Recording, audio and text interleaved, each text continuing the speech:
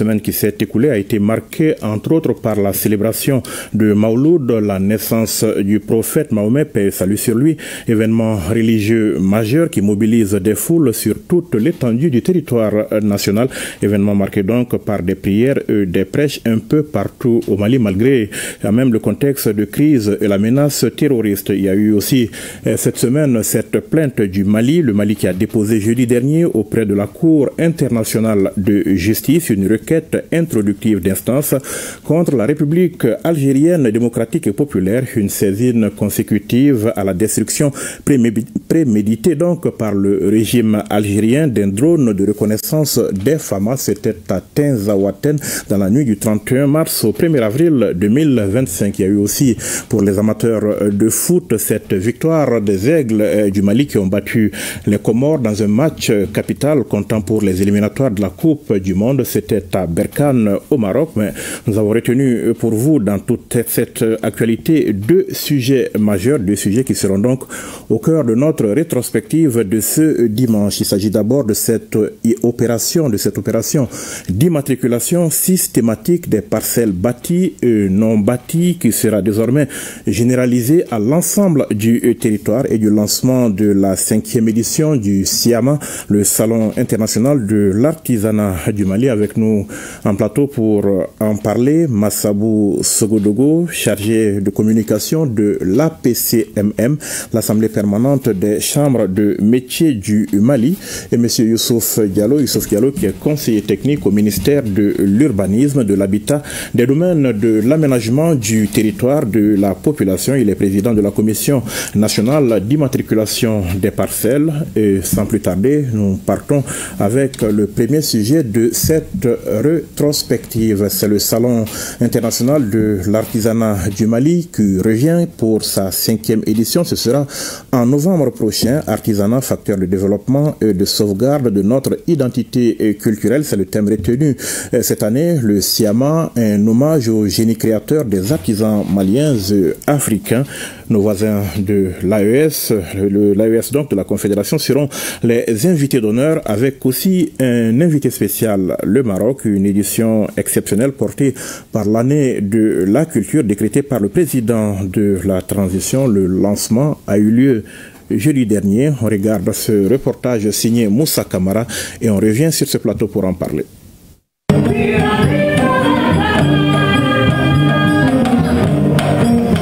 C'est par l'artisanat que s'exprime la diversité culturelle d'un pays. Et pour exposer cette richesse, le Salon international de l'artisanat du Mali est lancé pour la 5e fois au Centre international de conférences de Bamako. Un espace de rencontre qui célèbre les savoir-faire, les traditions et l'innovation de tout un continent. Pour cette édition 2025, plusieurs activités sont au programme. La particularité de l'édition 2025 est la transformation dans les branches des métaux, notamment la fabrication des meubles et mobilier de bureaux, des machines agricoles. Il est prévu la mise à disposition des exposants. 540 stands climatisés, 120 stands ordinaires, 50 pour la restauration et 20 pour stands non bâtis.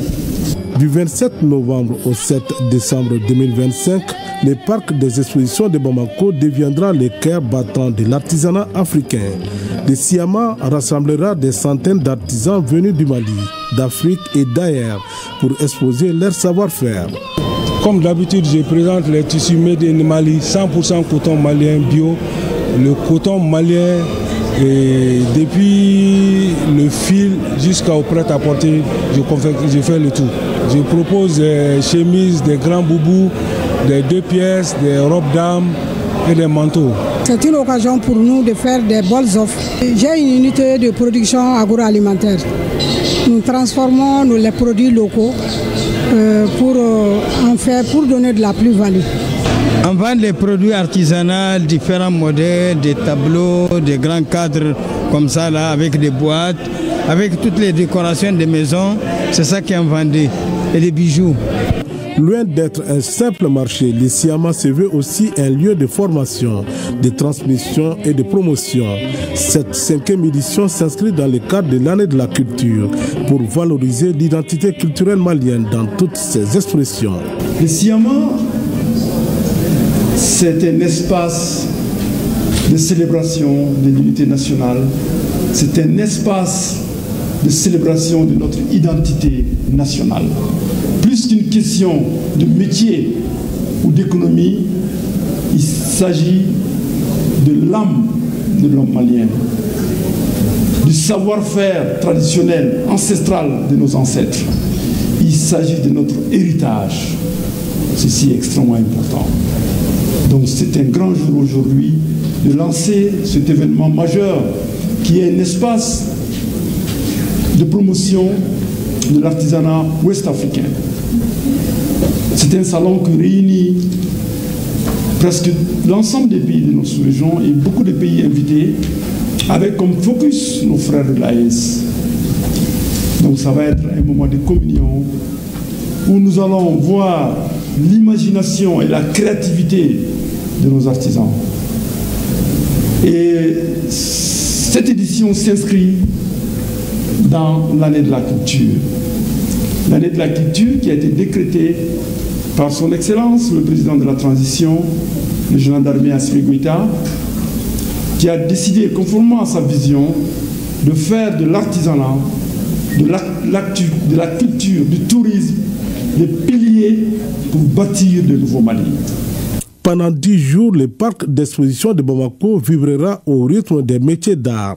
Le Siama 2025 promet d'être une célébration du génie créatif africain, mais aussi un cri de fierté nationale.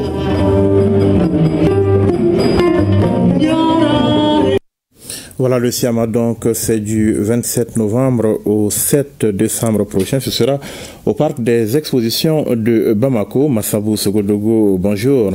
Bonjour. Un salon de l'artisanat dans une année dédiée elle-même à la culture. On imagine que cela donne un cachet particulier à cet événement. Effectivement. Bonjour, M. Konaté. Et avant d'entamer, je remercie sur ce plateau quand même notre ministre en charge de l'artisanat, de la culture, de l'industrie hôtelière du tourisme, M. Mahmoud Dafé. Évidemment, le président de l'Assemblée permanente de la Chambre de métiers du Mali, APCM, M. Mamoudou Mengro Traoré, et tout le bureau de l'APCM. Et merci à l'ORTM aussi de nous avoir invités sur ce plateau, comme d'habitude. Donc, le Siama, nous sommes à la 5e édition. Et comme vous avez si bien dit, c'est une édition spéciale qui rentre dans le cadre de l'année de la culture. Comme le ministre vient d'évoquer dans le reportage, l'artisanat et la culture, c'est comme l'immatériel et le matériel. Quand on dit tout ce qui est culturel, c'est tout ce qui est abstrait, qu'on ne peut pas toucher, mais qui est imaginatif. Mais transformer l'abstrait, tout ce qui est imaginatif, créatif, dans l'âme, dans le cerveau, dans l'esprit, et le matérialiser, c'est ça l'artisanat. D'où la similarité, raison pour laquelle cette édition, c'est une édition spéciale. Et ce qui est demandé à nos vaillants artisans, c'est de créer des produits qui reflètent, qui interprètent notre identité culturelle. Mais ils font ça au quotidien, j'imagine. Mais qu'est-ce qui fera notamment la particularité, le caractère spécial de ce Siama, année de la culture? Merci beaucoup pour cette question. Ce qui sera cette particularité, vous savez, nous voulons quand même rendre honneur au président qui a dédié cette année à la culture. En faisant quoi? En amenant des produits créatifs, innovants, imaginatifs, et puis des produits que vous n'avez pas d'habitude de voir ordinairement. Donc on a demandé à nos artisans de faire des créations qui reflètent notre identité culturelle. Et ça, c'est la particularité de cette année. Donc, et vous leur avez donné des pistes dans ce sens? Des orientations, des pistes, voilà. Voilà. D'accord. Vous avez commencé à nous parler quand même du rôle de l'artisanat au sein de la culture. Alors, comment est-ce qu'on peut déterminer ce rôle? Est-ce qu'il est prépondérant, primordial? Comment est-ce que vous le qualifiez? Le rôle de l'artisanat dans la culture. Vous allez vous rendre compte quand vous prenez toutes les œuvres artistiques, créatifs, vous allez voir que ce sont des œuvres réalisées par des artisans. Et maintenant, quand les artisans réalisent ces œuvres-là, tout ce que nous demandons, c'est la consommation de ces œuvres-là, en tout cas pour faire booster notre économie nationale. Et en plus aussi, ce que nous voudrons aussi, c'est vendre l'image de notre pays.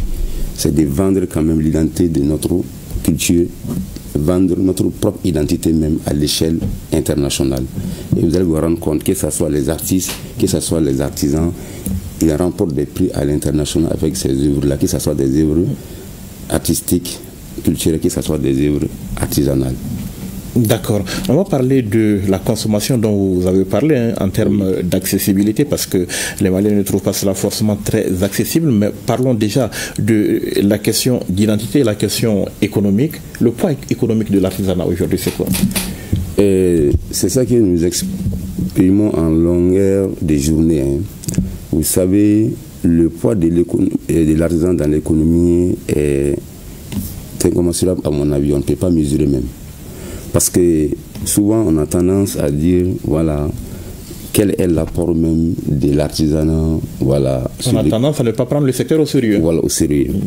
Vous savez, de la production, tous les acteurs qui valorisent même nos produits agricoles, nos produits de pêche, nos produits d'élevage, ce sont les artisans. Ah, et justement, parce qu'on s'entend peut-être pas sur le concept d'artisan déjà. Voilà, parce que c'est produit, c'est-à-dire que cultivé au Mali, transformé au Mali et consommé au Mali, c'est grâce aux artisans.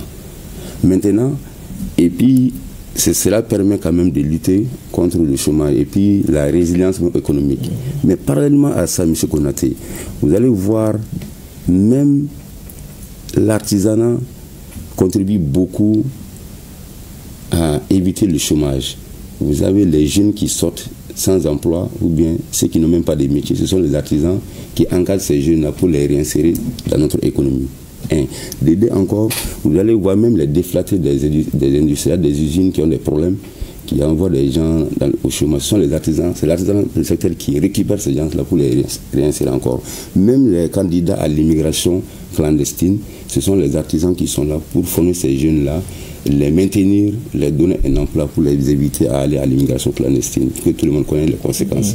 Maintenant, parallèlement à ça aussi, vous allez voir même les mendiants. On a tendance à dire, nous récupérons les mendiants de la rue, les former et les donner un métier, les réinsérer. Tous ces paramètres-là, en tout cas, il faut mesurer tout ça au niveau d'un pays, pour ne pas dire seulement que le poids au PIB, souvent on a tendance à mesurer, qui est aujourd'hui mesuré de 15 à 20% au PIB, notre apport quand même. Ça, c'est selon les statistiques. Mais parallèlement ça, au PIB, il y a aussi ces aspects dont je viens de parler, lutte contre le chômage, la délinquance, et puis la mendicité, l'immigration clandestine et beaucoup d'autres facteurs. Mais commençons, parlons, disons, de l'étendue de l'artisanat. Vous avez parlé tout à l'heure de transformation, par exemple, de nos produits agricoles. Qui est considéré comme artisan au Mali, qui n'est pas artisan? Donc, M. Konaté, ça dit que cette question va vraiment m'amener à définir pour vous l'artisanat même. Excusez-moi, mais je vais vous lire un extrait même du code communautaire de l'artisanat de l'UEMOA. Allez-y. Voilà, qui définit l'artisanat. On dit qu'il est considéré comme activité artisanale toute activité d'extraction, de production ou de transformation des biens ou des prestations de services, à l'exclusion de toute activité agricole, de pêche, de transport, d'achat ou de revente, ou d'activités spécifiquement intellectuelles comme la vôtre, disons, maintenant exercée à titre principal par une personne physique, et requérant une maîtrise technique et un savoir-faire acquis par un apprentissage ou une formation pratique. Maintenant, dans laquelle on dit le travail et l'habileté manuelle occupent une place prépondérante, et l'artisan aussi peut inclure l'usage des machines et des outillages, mais sans toutefois conduire à une production en série. Maintenant, cette définition, on peut l'expliquer. On a dit toute activité qui n'est pas agricole, ou bien des pêches, ou bien des transports, ou d'achat et revente qui est du commerce, considéré comme activité artisanale. C'est-à-dire quand tu fais l'extraction, tous ceux qui font du gravier, du sable, quand tu transformes les produits agroalimentaires, tous ceux qui sont des activités artisanales. Mais on dit à la fin de la définition, mais que toutefois, les petites activités de transport d'engins à deux roues, ou bien des taxis qui ne soient pas une société de taxi de transport, ou bien les triporteurs, ou bien ceux qui font des tractions à dos d'âne, ou bien même les pousse-pousse.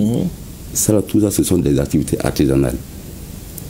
Les chauffeurs de taxi, les triporteurs, les pousse-pousse sont tous des artisans. Même les motos, ceux qui font les mototaxis aujourd'hui sont des artisans. Et vous évaluez cela un peu à quel pourcentage de la population malienne aujourd'hui? Bon, en tout cas, nous n'avons pas fait des études pour... en tout cas, mais on est en train de les regrouper en association. Maintenant, M. Konaté, pour vous dire qu'aujourd'hui, l'artisanat, je vais vous faire une petite différence. Les gens ont tendance à nous confondre et chaque fois, on voit les artisans avec le ministère de la promotion commerciale, de la promotion de la femme, disons, le ministère de la jeunesse. À chaque fois qu'on a besoin de former des jeunes ou bien des femmes, on étudie les métiers de l'artisanat. Or, c'est différent. Je vais vous dire la différence. Aujourd'hui, quand on est dans l'agriculture, quand un agriculteur sème des céréales ou bien plante un arbre, de la production, de l'entretien de l'arbre, jusqu'à ce que l'arbre atteint, on est dans l'agriculture. Même chose que les céréales. Mais dès qu'on commence à couper, on tombe dans l'artisanat. Même chose que l'élevage. Quelqu'un qui élève, un ovin, un bovin ou un caprin, on est dans l'élevage. Mais dès qu'on commence à abattre l'animal, on est dans l'artisanat. On a commencé la transformation. C'est ça la similarité. Même chose pour beaucoup d'autres secteurs. Mais tous ceux qui évoluent dans ces domaines-là, la transformation et la consommation, sont des artisans. D'accord. Difficile à cerner pour nous autres, un peu profanes. Parlons de ce 5e SIAMA, de ce 5e rendez-vous. Comment est-ce que vous l'envisagez?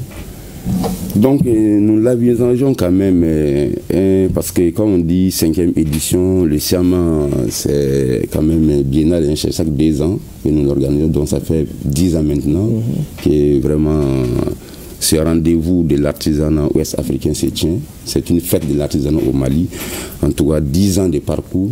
En tout cas nous l'envisageons un événement grandiose pour quand même, je vais le rappeler, pour faire honneur au président de la transition, le général d'armée Assimi Goïta, qui a décrété l'année 2020, c'est l'année de la culture. On dit culture, mais c'est l'année de l'artisanat également. Maintenant, en tout cas, M. Konaté, il faut savoir qu'on a invité plus de 20 pays qui seront présents ici. Et puis encore, dans ce SIAMA aussi, toutes les régions du Mali seront représentées, les 19 régions, plus le district de Bamako. Et puis, il y aura aussi des exposants d'autres pays, hors Afrique même, parce qu'on a l'habitude d'avoir avec nous des Indiens, des Iraniens, des Pakistanais. Et puis encore, on a prévu des concours. On a prévu des concours cette année. En tout cas, il y aura le grand prix du président de la transition qui est dédié au meilleur stand pays. Il y aura aussi le prix du président du CNT. Ça, c'est le meilleur stand région, parce que toutes les régions auront un stand qui vont décorer à l'image de leur région, de la culture de leur région. Et il y aura un concours, un prix pour eux. Il y aura aussi un prix spécial pour le ministre de l'Environnement. Donc, les métiers qui concourent à protéger l'environnement, il y aura un prix pour le ministre de l'Environnement. Il y aura également un prix pour le ministre de la Jeunesse et des Sports, donc, qui concerne les jeunes. Il y aura aussi un prix spécial pour Madame la ministre de la Promotion de la Femme. Aussi, donc voici des prix spécifiques qu'on a prévus. Et puis ici, il y a aussi le prix de la créativité et de l'innovation qui sera un prix parrainé par le ministre de l'Enseignement supérieur et de la recherche scientifique. D'accord. Tous les artisans du Mali, en tout cas de toutes les régions du Mali, de l'international aussi, quels sont les corps de métiers qui seront notamment présents? Parce que j'ai cru entendre le président de l'APCMM parler de focus sur la transformation dans les branches de métaux. Effectivement, M. Konaté, donc chaque édition du SIAMA, en tout cas, nous faisons focus à un secteur. Parce que l'artisanat même est regroupé en 8 branches d'activité. Donc dans ces 8 branches d'activité, Donc chaque édition, nous faisons focus à une branche d'activité. Comme en 2023, on a fait focus à l'alimentation et l'agroalimentaire, surtout les boulangers. Beaucoup pensent que les boulangers ne sont pas des artisans. Ce sont des artisans. Donc les 8 branches sont présentes chaque année. Ils sont présentes chaque année. Mais chaque édition, nous profitons pour faire focus à une branche. Maintenant, cette année, focus sur les métaux. Monsieur Konaté, vous savez que tout ce qui est machines et outils agricoles, ce sont les artisans qui les confectionnent. Les semoirs, les herses, les charrues, tout. Maintenant, et puis, il y a des ateliers aussi, des tournants et des chaudronneaux à Bamako que les gens ignorent et qui confectionnent des pièces détachées. En même temps aussi, il y a aussi d'autres qui confectionnent des pièces même pour des mines. Voyez-vous, donc nous voulons profiter de cet espace pour faire la promotion de ces produits-là et de ces métiers-là pour quand même faire découvrir quand même aux citoyens lambda. Dans la dimension internationale, hein, vous avez parlé d'une vingtaine de pays, ça veut dire qu'on ne se limite pas aux horizons, aux frontières de l'AES cette année? Non, non, pas du tout.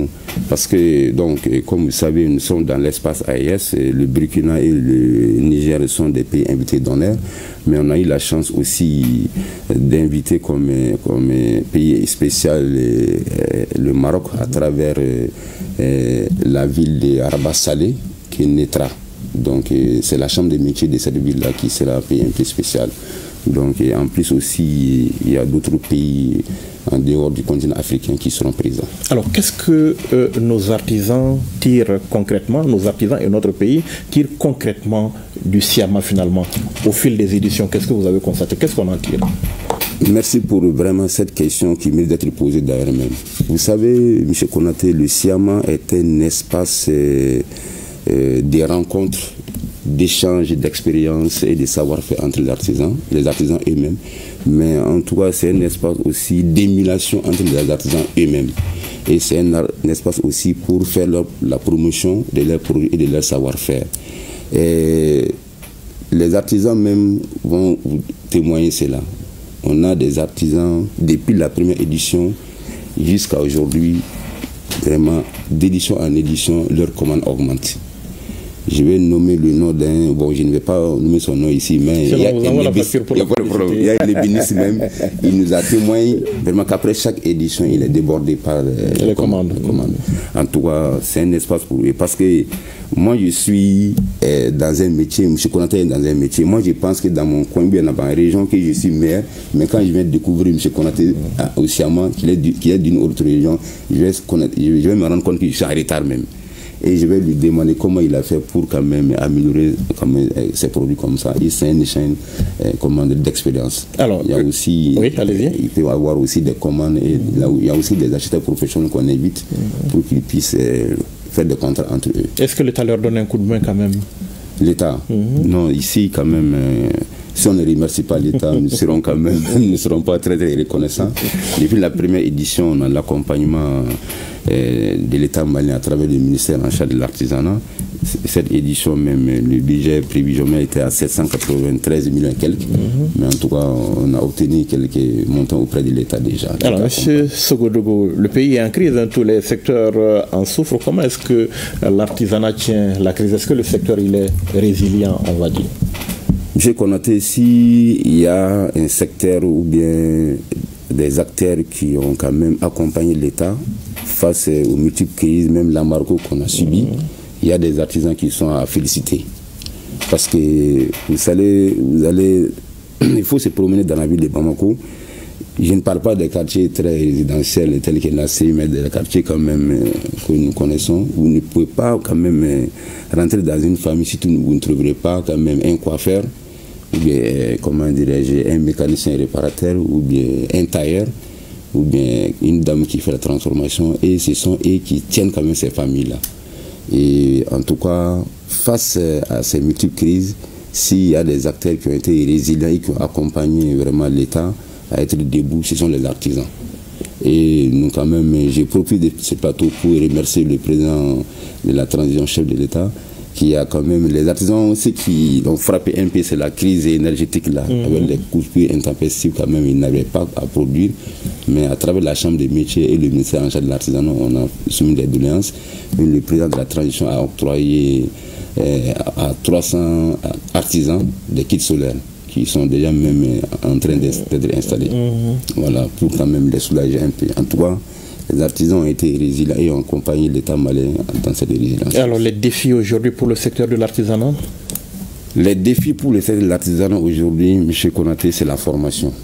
Vous savez, avec, comment dirais-je, les nouvelles technologies, autant les technologies avancent et progressent aussi, les métiers doivent aussi avancer et progresser.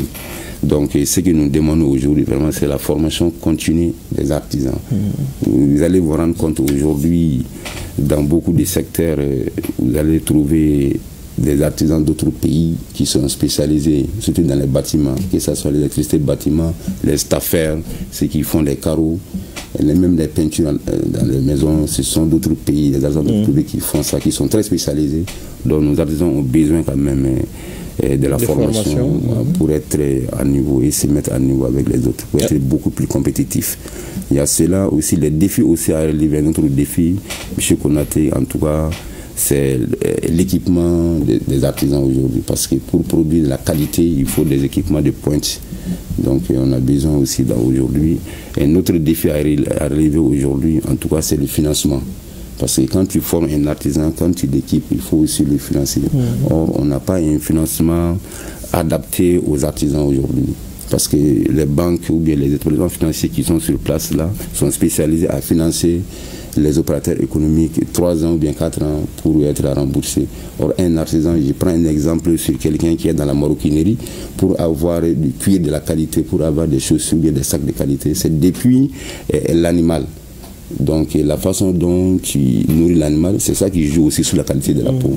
Donc imaginez-vous, depuis l'élevage de l'animal à son abattage pour produire du cuir, il faut 10 ou bien 15 ans.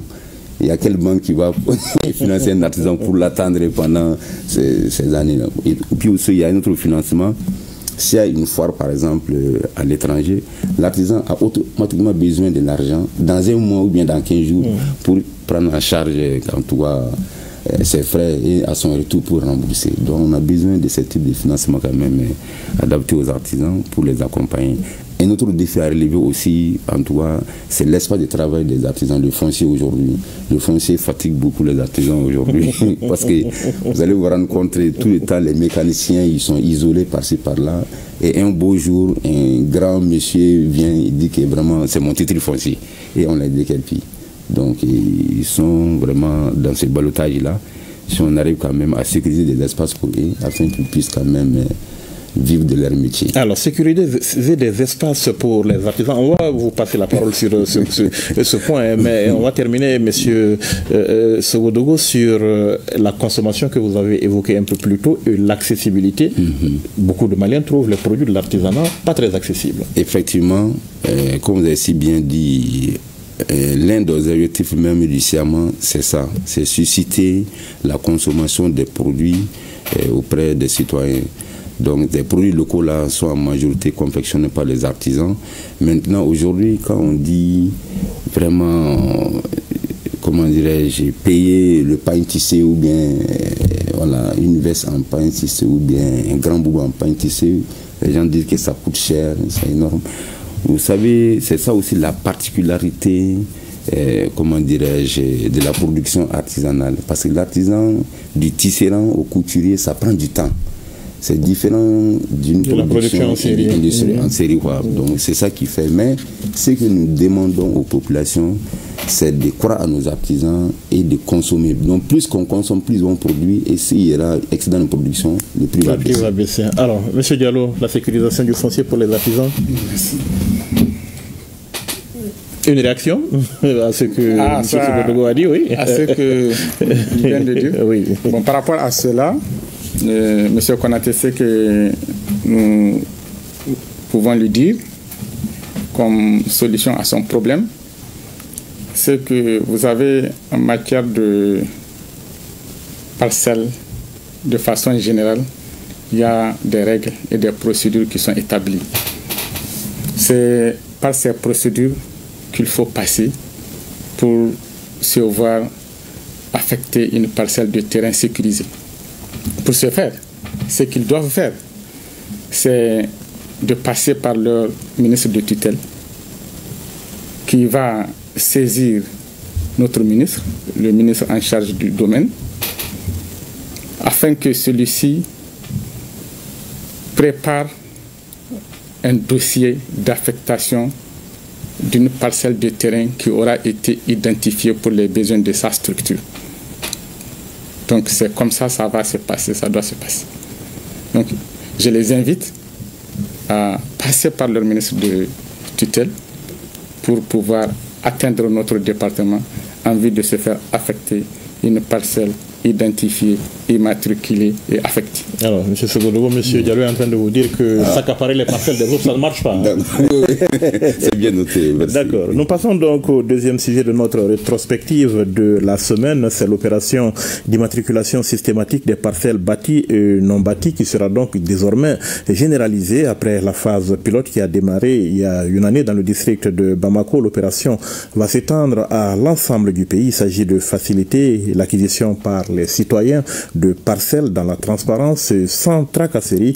L'opération s'inscrit aussi dans la mise en œuvre de la loi domaniale foncière. Désormais, le TF, le titre foncier, est le seul document de propriété reconnu. De cette opération, il a été question au cours d'une conférence de presse animée par la commission.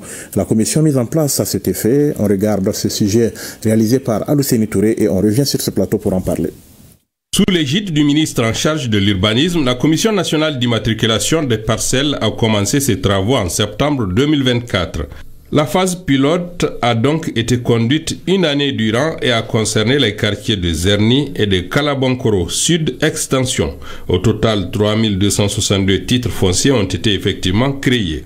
Aujourd'hui, l'heure est à l'élargissement de cette opération de création de titres à l'ensemble du pays. L'opération dont il s'agit a commencé d'abord par une phase pilote. Aujourd'hui, nous sommes à mesure de vous dire qu'il y a des titres fonciers qui sont disponibles. Il y a des titres fonciers qui sont disponibles précisément dans le quartier de Kalabankora Sud Extension et le quartier de Zerni. Les titres fonciers fin prêt sont au nombre de 3262, dont 1217 pour Yirmadio Zerni et 2045 titres fonciers pour Kalabankura. C'est l'occasion pour nous d'inviter les citoyens qui habitent dans ces deux quartiers, Kalabankura Extension Sud et Zerni, et qui ont leurs parcelles déjà titrées à travers cette opération systématique d'immatriculation de parcelles de terrain, qu'ils peuvent venir s'adresser au bureau des domaines et du cadastre du district de Bamako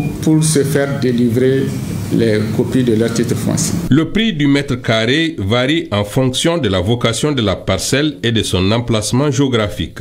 Les parcelles situées en zone urbaine n'ont pas le même prix que celles rurales. Les honoraires dus aux géomètres experts chargés des travaux sont encaissés par le bureau des domaines. Les honoraires constitués des frais de borlage, de levée topographique, d'établissement d'extrait de plans de borlage, de constitution de dossiers techniques sont fixés à 50 000 francs par parcelle, situés sur un titre foncier, maire. Autrement, ils sont fixés à 75 000 francs par parcelle. Les frais de cession d'une parcelle de terrain sont constitués de prix de cession et de droits et taxes connexes.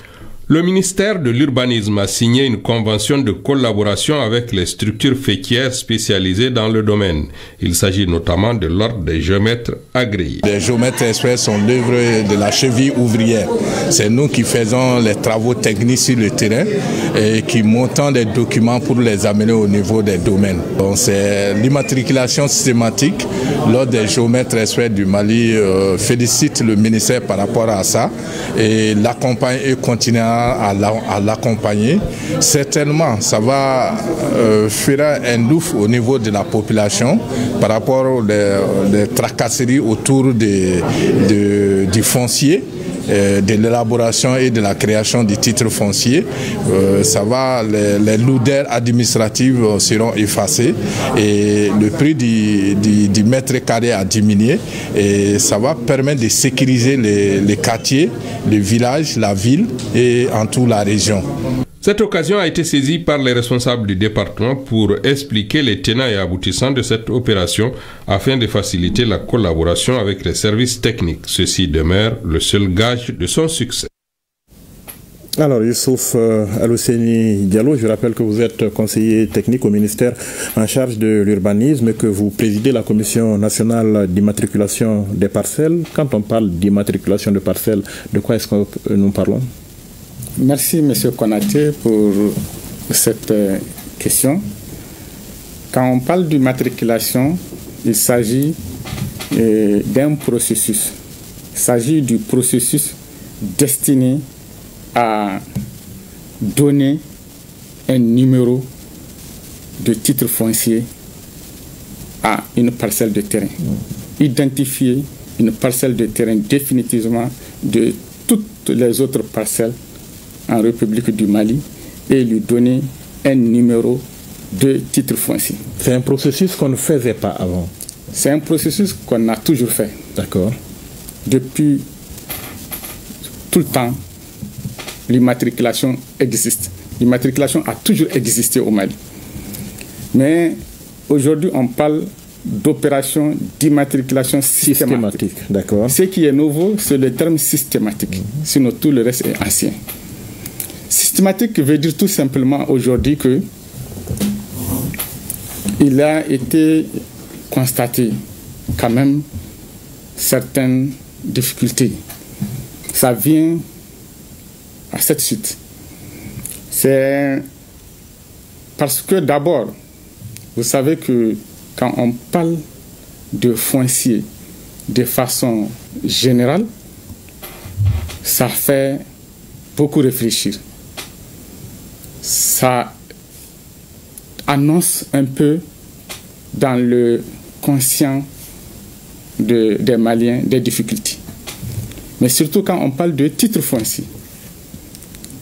C'est d'ailleurs pourquoi, en 2020, il a été procédé à une révision du code domanial de l'époque pour voir l'adoption de l'ordonnance 2020-014 PTRM du 24 décembre 2020 qui a été modifiée et ratifiée par la loi 056 du 7 juillet de la même année. C'est à travers cela que le Mali, à travers le département en charge des domaines, il a été constaté que pour mettre en œuvre cette nouvelle loi domaniale et foncière, il faut des mesures d'accompagnement. Ces mesures d'accompagnement, comme nous l'avons annoncé lors de la conférence de presse, doivent permettre de mettre en œuvre les dispositions de l'article 259 de la loi domaniale et foncière, qui a donné 10 ans pour les détenteurs de titres provisoires pour les transformer en titres fonciers. Parce que vous reconnaissez désormais à travers la loi seulement le titre foncier comme titre de propriété. Vous l'avez annoncé, effectivement. Aujourd'hui, c'est seul le titre foncier qui est retenu. Mais pourquoi est-ce que vous voulez que nous transformions tous nos titres en titres fonciers aujourd'hui? Nous voulons que vous transformiez tous vos documents de possession en titres fonciers pour votre sécurité, pour la sécurité de vos parcelles. C'est la seule raison, pour vous sortir des risques. Des litiges à n'en pas finir. D'accord. C'est uniquement pour apaiser les citoyens maliens. On a constaté que les citoyens se trimballent tout le temps devant la justice concernant des titres généralement provisoires. Généralement. Souvent, on rencontre quelques cas quand même qui concernent un titre foncier, mais le grand nombre concerne les titres provisoires. Donc, pour en finir, il faut migrer vers le titre foncier. Et c'est là que vous lancez cette opération pilote qui a concerné un certain nombre de quartiers. Expliquez-nous comment, pourquoi et comment, l'opération spéciale.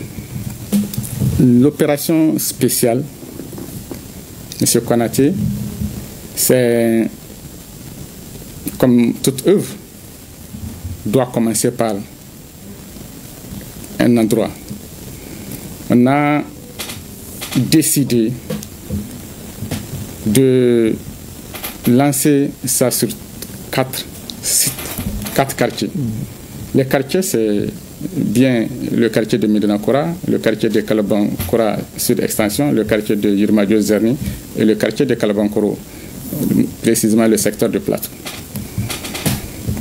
C'est pour commencer par ces zones jugées un peu sans bien, non seulement bien tramées, mais aussi les plans sont approuvés. C'est des sites qui font partie des sites dont les plans de lotissement sont approuvés. Ils ne sont pas les seuls dont les plans sont approuvés, mais ils en font partie et nous avons décidé de porter notre choix sur ces 4 sites-là. Il fallait commencer quelque part, vous avez commencé là-bas. Pour commencer. D'accord. Nous avons commencé par là. Alors, qu'est-ce que vous avez fait là-bas concrètement? Concrètement, avec l'appui des géomètres experts, avec qui le ministre en charge des domaines, que je remercie au passage pour m'avoir autorisé à venir parler de cette question sur votre plateau, M. Imran Abdoulaye Touré. C'est au fait avec ces géomètres que le ministre a décidé de conclure une convention. Cette convention a permis aux géomètres de faire les travaux topographiques. Les extraits de plans sont faits. Les PV de bornage sont faits. Tout un dossier technique a été constitué par les géomètres experts. Quel dossier technique a été déposé au niveau de la division cadastre de la direction régionale des domaines et du cadastre du district de Bamako. Et c'est suite à un contrôle de ce dossier technique par cette division technique que les titres fonciers annoncés au nombre de 3262 titres fonciers ont été effectivement créés par le bureau des domaines et du cadastre du district de Bamako. Alors, est-ce qu'il faut comprendre que vous avez créé des titres pour des gens qui ne l'ont pas demandé? Bien sûr, c'est exactement ce que ça veut dire. Nous avons créé des titres fonciers pour des gens qui ne l'ont pas demandé, mais qui en ont besoin. Qui en ont besoin tant. Qui ont justement, peut-être, ont peur de le demander, ou il leur manque peut-être le courage seulement de se lever pour aller demander leur titre foncier. Parce que je ne sais pas moi qui vais vous le dire. Vous savez quand même que tout Malien qui est installé sur une parcelle de terrain a le besoin de le transformer en titre foncier. Pour plusieurs raisons. On a dit certaines raisons. On a parlé de la sécurité que ça donne. Mais ce n'est pas que la sécurité que ça donne. Ça a même quand même une connotation économique. Le titre foncier, au-delà d'apporter une sécurité juridique, c'est économique. Parce que ça peut quand même permettre quand même à quelqu'un, à son détenteur, à son propriétaire, de le mettre en hypothèque pour se faire prêter de l'argent par une banque et entreprendre une activité génératrice de revenus. Alors, vous avez évoqué un chiffre ici. Est-ce que toutes les parcelles de ces quartiers bénéficient désormais des titres? C'est 2 quartiers. On a bien annoncé que sur les 4 sites pilotes, il y a 2 sur lesquels ont été créés des titres fonciers au nombre de 3262. Ça couvre l'ensemble du quartier? Ça ne couvre pas l'ensemble. Il y a des parcelles pour lesquelles des dossiers techniques sont actuellement au niveau des services et des domaines de la Direction régionale des domaines et du cadastre du district de Bamako en traitement. D'accord. Il y a aussi, au niveau de ces quartiers, des parcelles pour lesquelles les travaux topographiques ne sont pas complètement faits. D'accord. Mais on peut se demander quand même, vous faites des titres sur quelle base concrètement? Parce que vous avez peut-être vendu une parcelle à X, qu'il a vendue à Y, qu'il a vendue à Z, et vous faites des titres de votre côté sans que quelqu'un ne le demande. Merci. Merci, M. Konaté. C'est une question importante. Ça peut même être source de préoccupation. Mais nous rassurons les citoyens maliens que le titre foncier est créé sur la parcelle. C'est sur la parcelle que le titre foncier est créé. D'accord. Et au nom de l'État, pas au nom de quelqu'un. Ah, d'accord. Le titre foncier est créé au nom de l'État. Le titre créé n'appartient pas d'office à quelqu'un. C'est jusqu'à preuve du contraire, le titre appartient à l'État. Maintenant, celui-là qui est installé sur la parcelle, qui réclame la propriété de la parcelle, au moment où la personne a besoin d'avoir le document, la copie du titre foncier créé sur la parcelle, va obligatoirement prouver ses droits.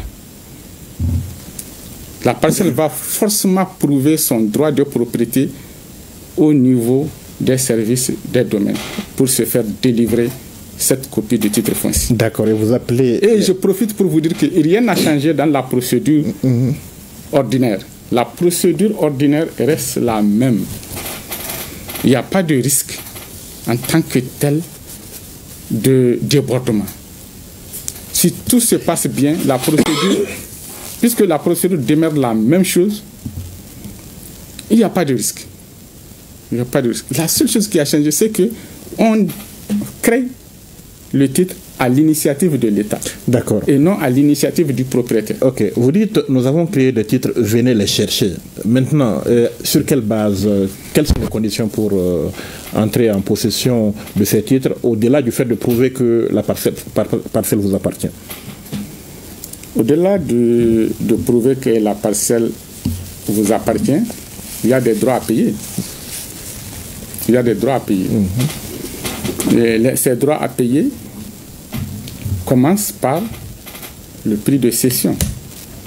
À ce prix va s'adjoindre d'autres droits qui se trouvent dans le Code général des impôts, notamment le droit d'enregistrement, les droits de mutation, les droits fixes et le droit de timbre. Ça fait peut-être beaucoup d'argent à payer? C'est pas beaucoup d'argent à payer. Et puis aussi, on va ajouter à ces droits le prix, les frais des géomètres experts. C'est pas beaucoup. Oui, d'accord, c'est pas beaucoup d'argent à payer. C'est dans l'ordre de. Est-ce qu'on peut avoir une évaluation? Bon, on peut vous dire que c'est des prix qui sont dans les textes. Hein. Ce n'est pas des prix qui sont inventés, puisque c'est des prix qui sont dans des textes juridiques. Et les textes juridiques sont disponibles, sont à la portée de tout le monde. Mais puisque vous me posez la question, je me fais le devoir de vous en donner quelques-uns.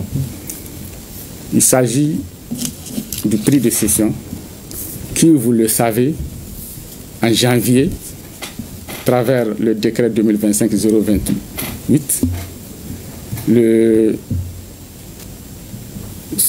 il a été procédé à la révision des prix de cession des parcelles de terrain.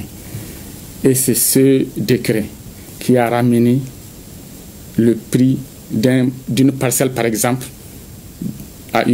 d'habitation à usage ordinaire, quand même à 2 000 francs au lieu de 5 000 francs dans le district de Bamako. C'est un exemple. Le décret est disponible, il y a tous les détails dedans. Mais ça, c'est à titre d'exemple. Il s'agit en ce moment de calculer ce prix-là au mètre carré. Le mètre carré, le prix au mètre carré, vous le fixez, vous le mettez de côté, vous ajoutez ces droits-là. D'accord. Vous ajoutez ces droits-là. À ces droits, vous ajoutez aussi le prix du géomètre expert, cette fois-ci commis par l'État pour vous. D'accord. Vous avez organisé une conférence de presse pour dire aux Maliens que vous passez désormais à une échelle généralisée, à l'échelle du pays. Pourquoi et comment? Nous l'avons étendu parce que, en réalité, ça a été initié pour ça. Depuis le début, c'est initié pour ça. Après la phase pilote, il faut l'étendre. Et on l'a étendu. Non seulement à tous les quartiers du district de Bamako, mais aussi à toutes les capitales régionales de la République du Mali. Nous l'avons étendu comment? D'abord, nous avons mis en place des commissions régionales qui vont prendre le relais de la commission nationale de coordination. Dans ces commissions, il y a tous les services techniques qui sont impliqués dans cette gestion. Ces services techniques sont représentés dans cette commission. C'est pour faciliter tous les avis en un mot. Parce que vous savez que il faudrait passer de service en service et par le requérant même, ça va être très difficile. Et ça va être quasiment impossible de faire tout ça là et respecter le délai de 10 ans qui a commencé déjà à courir. Donc c'est à travers la mise en place d'une commission régionale au niveau de chaque région que, en collaboration avec les services techniques des domaines et du cadastre, que ce travail-là va être fait. Elles sont opérationnelles dans toutes les régions déjà? Déjà. D'accord. Déjà, l'opération est lancée. L'opération d'immatriculation systématique est lancée dans toutes les capitales régionales. Et qu'est-ce qui est attendu des populations? Ce qui est attendu des populations, M. Konaté, c'est qu'ils s'approprient, que les populations s'approprient de cette initiative, qu'ils pensent, qu'ils se mettent en tête. Cette opération, c'est pour elles, les populations. Mais nous n'avons pas de rôle à jouer à vous entendre parler. Vous avez un petit rôle. Votre rôle, c'est d'accueillir, de laisser les portes ouvertes aux géomètres experts qui vont se présenter avec une réquisition des domaines de la région. Le service des domaines de la région concernée. Que les citoyens acceptent que les géomètres accèdent aux parcelles pour procéder aux travaux topographiques que je viens d'annoncer. Dans 10 ans, tout le monde détenteur de titre foncier, si ce n'est pas fait au bout de 10 ans, qu'est-ce qui se passe? Ce que nous voulons, c'est que ça se fasse au bout de 10 ans. Et les 10 ans courent déjà à partir de... À partir de 2021. D'accord. De 2021. Ah oui, à partir de 2021, les 10 ans ont commencé. Donc ce n'est plus 10 ans, c'est... Oui, je sais que ce n'est plus 10 ans. C'est 5 ans maintenant. Donc arrêtez de dire... C'est le terme de la loi qu'on a Arrêtez de dire aux gens 10 ans maintenant. C'est le terme de la loi qu'on a rappelé, M. Konaté. D'accord. Maintenant ça a commencé quand même depuis 2021. D'accord. Maintenant, bon, au bout des 10 ans, notre souhait, c'est que toutes les parcelles occupées en milieu urbain, il faut préciser qu'il s'agit de milieu urbain. La loi n'a pas parlé de milieu rural. Le milieu urbain, que ces titres-là, ces parcelles-là soient titrées. Ma question est claire, et si ce n'est pas fait?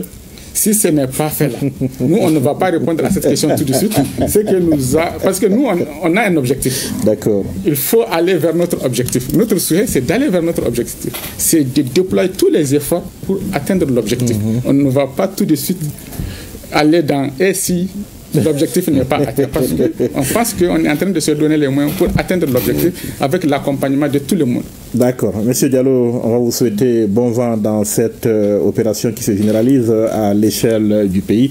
Et c'est la fin donc de cette émission actuelle de ce dimanche 7 septembre. Je rappelle donc que nous étions avec Massambou Sogodogo, chargé de communication de l'APCMM, l'Assemblée permanente des chambres de métiers du Mali, et monsieur Youssouf Diallo, conseiller technique au ministère de l'Urbanisme, de l'Habitat, des Domaines, de l'Aménagement du territoire et de la population, président président de la Commission nationale d'immatriculation des parcelles. Merci donc, chers invités, d'être venus. Merci beaucoup.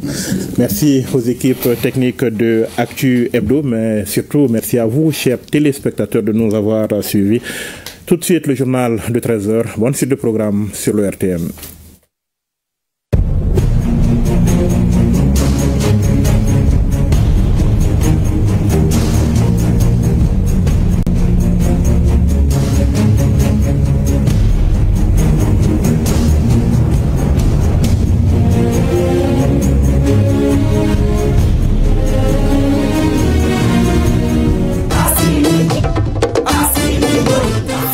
Super Coupe Général d'Armée Assimi Goïta, édition 2025. Le coup d'envoi de la finale de la Super Coupe Général d'Armée Assimi Goïta, édition 2025, sera donné le dimanche 7 septembre 2025 au stade Mamadou Konaté de Bamako. La commission d'organisation, présidée par le commissaire colonel Cheikh Mamadou Chérif Tunkara, a prévu un programme riche pour la clôture du tournoi. Prestations artistiques, défilé des équipes et saut en parachute des militaires du camp para de Djikoroni Para. Jeunesse malienne, population de Bamako, passionnés de football, ce rendez-vous est le vôtre. Ne le manquez pas. Rendez-vous au stade Mamadou Konaté le 7 septembre 2025. Tous au stade pour vivre ensemble la ferveur du sport et de la nation.